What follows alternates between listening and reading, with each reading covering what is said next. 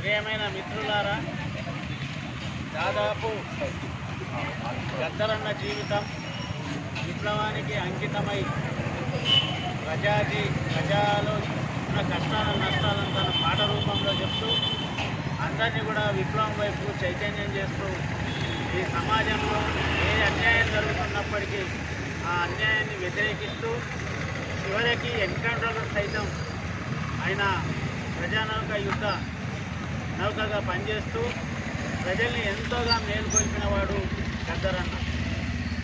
చివరికి తనను పోలీసులు అటాక్ చేసి కాల్పులు జరిపినా కానీ ఆయన మరణించే వరకు ఒక తూట వెన్నుపూసలనే ఉన్నది.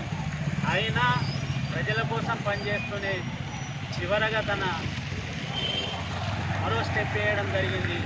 కాబట్టి ఏదేమైనప్పటికీ కూడా ప్రజల కోసం పనిచేసే వాళ్ళు అన్ని రోజులు అన్ని సంవత్సరాలు పనిచేయడం అంటే చాలా కష్టతరం. ఎందుకంటే ఇలా ఉద్యమాలలో పనిచేస్తున్న వాళ్ళు కానీ లేదా పార్టీలలో పనిచేస్తున్న వాళ్ళు సంపాదించుకోవాలి ప్రయత్నం చేస్తున్నారు. కానీ తన జీవితాన్ని మొత్తం ప్రజల కోసం అంకితం చేసే వాళ్ళు చాలా తక్కువ మంది.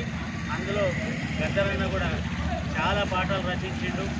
అలా తల్లి కలుపు పుటమేయబోతే ఆమె తల్లి మీద కూడా పాట రాసుకున్నాడు. తిరుమల చెట్టు కింద లక్ష్మమ్మ నువ్వు చిన్నబోయి కూర్చున్నావు ఎందుకమ్మ, ఏనే గుడ్ల కింద సౌకారి గుడ్డంలో ఎరువు నల్లా పోతే ఎర్రదేలే కానీ ఓట్లు మంటాలెత్తి లక్ష్మమ్మ పొలమంతా పోట్లైనవు లక్ష్మమ్మ అనే పాటలు అదే ఒక్కటే కాకుండా చాలామంది బండి వెనుక బండి కట్టి 16 బండ్లు కట్టి అనే పాటను కూడా ఆయన అంటే రచన వేరేది కానీ అట్లా బ్రహ్మాండంగా ఏ పాట అయినా పాడేవాడు. కాబట్టి ఆయన ఇవాళ ప్రథమ వర్ధంతి.